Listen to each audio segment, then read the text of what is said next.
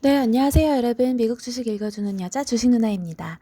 11월 9일 월요일 미국 증시 마감 브리핑 해드릴게요. 어제는 백신 개발 성공 소식으로 미국 증시가 큰 폭으로 상승을 했었는데요. 나스닥은 언택트 관련주들이 하락하면서 지수 약세를 보였습니다. 개장 전 미국 제약사 화이자와 독일 바이오엔테크가 공동 개발 중인 코로나19 백신 후보 물질이 탁월한 효과를 보였다는 소식이 전해지면서 코로나19 백신 개발 기대감이 커진 점이 증시 호재로 작용을 했었죠. 이에 화이자 주가가 7% 넘게 급등을 했었으며 항공, 카지노, 크루즈 여행 등의 업종들이 큰 폭으로 상승을 했었습니다. 3상의 임상시험 중간 분석 결과 90%의 예방률을 보였고 특별한 부작용도 나타나지 않았다는 내용이었죠. 최소 50%, 효과적인 백신 기준 75% 기준으로 생각했던 것보다 훨씬 결과가 좋은 것으로 받아들일 수 있었습니다.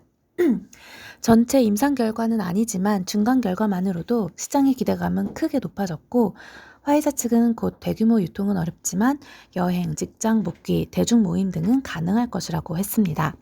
이 소식에 항공, 소비, 여행, 에너지주가 20%에서 30% 급등을 하면서 시장을 주도했고 다우 지수와 S&P 500 지수는 장중 사상 최고치를 경신하기도 했습니다. 조 바이든 대통령 당선인에 대한 기대감이 지속된 점도 긍정적으로 작용을 했는데요. 대선 이후 정책 기대감이 더해지면서 투자자들은 매수에 집중하는 모습이었습니다.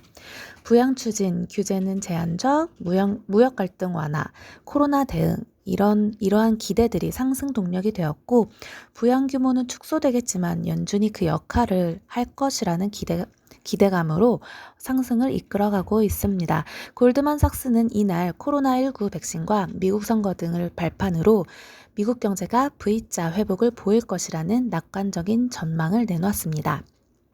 또한 JP모건은 바이든과 백신의 조합으로 내년 초까지 S&P 500 지수가 4,000포인트를 넘길 수 있을 것이라는 전망을 내놓기도 했죠. 다만 여전히 코로나19 확산세가 지속되고 있는 가운데 주요 기술주들이 약세를 보인 점은 부담으로 작용했습니다. 존스홉킨스 대학 집계에 따르면 이날 미국의 누적 코로나19 확진자는 1042,654명을 기록했으며 누적 사망자도 23만 7,835명에 달하는 것으로 전해지고 있습니다. 닷새 연속 10만 명이 넘는 신규 확진자가 이어지고 있으며 특히 지난 7일에는 신규 확진자 12만 8,412명으로 최다 기록을 갈아치우기도 했습니다.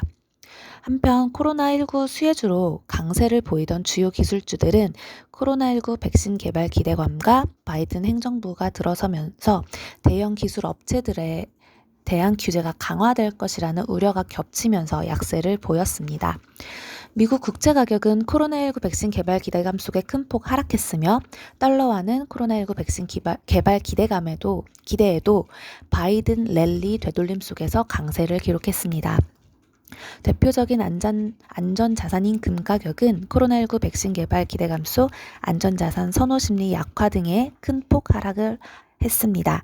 업종별로는 대부분 업종이 상승한 가운데 경기 관련 서비스업, 에너지 운수 업종 등의 상승세가 두드러졌고 종목별로는 화이자 가 7.69% 상승 마감을 하면서 코로나19 백신 개발 기대감 속에 상승했고 델타항공, 익스피디아 등 크루즈 항공 여행 관련 업체들이 폭등 마감했습니다. 여기 보이시는 에시푸드 호스피털리티 트러스트는 228%가 넘는 상승을 보여주기도 했죠. 반면 화상회의인 기업인 줌, 넷플릭스, 아마존, 애플 등 주요 기술주들은 코로나19 백신 개발 기대감과 바이든 행정부가 들어서면 대형 기술 업체들에 대한 규제가 강화될 것이라는 우려가 겹치면서 하락 마감했습니다. 자, 그럼 오늘 미국 증시 마감 브리핑 여기까지 할게요. 영상 재미있게 봐주신 분들은 좋아요와 구독 그리고 알람 설정, 댓글도 많이 부탁드려요. 이상 주식 알려주는 여자 주식 누나였습니다. 또 만나요.